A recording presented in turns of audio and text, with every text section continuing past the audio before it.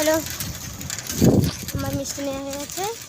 এবার দোকান করবো, তার আগে তো আর একটা দোকান কারেন্টের বিল দিতে হবে। ইয়ে বাবা, বৃষ্টি এসে গেল। হ্যাঁ, বৃষ্টি এসে গেল তো। মাংস মাংস খেয়ে কি হবে? বেশি খাসির মাংস খাওয়া উচিত না। এত জোরে বৃষ্টি এসে গেল। চলো গাইস, ঘরে গিয়ে দেখা। বললাম না গাইস যে বৃষ্টি পড়ছে, তাই তাড়াহুড়ো করে চলে এলাম দোকানে। কিছু কেনাকাটি করা বাকি ছিল, তাই কেনাকাটি করলাম। কেনাকাটি করা হয়ে গেছে, কিন্তু একটা মস্ত বড় ভুল করে ফেলেছি।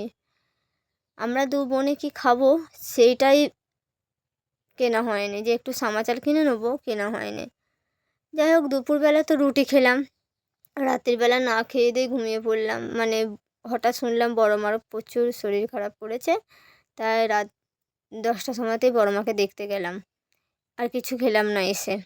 যাই হোক, এই যে দুপুরে আমরা দুপুরবেলা আমরা বাবাকে জন্মাষ্টমী দিয়ে দিই। আমাদের তো পুজো টুজো হয় না। এটা আমার নতুন দিদি, মানে 5 নম্বর দিদি আর আমরা দু বোনে দিই।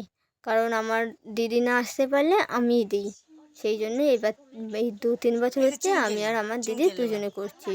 2 বছর আমি আর আমার দিদি করছি, আর তার আগের বছরে আমি একাই দিয়েছিলাম, আমার দিদি আসতে পেরেছিল না আর কি। চলো।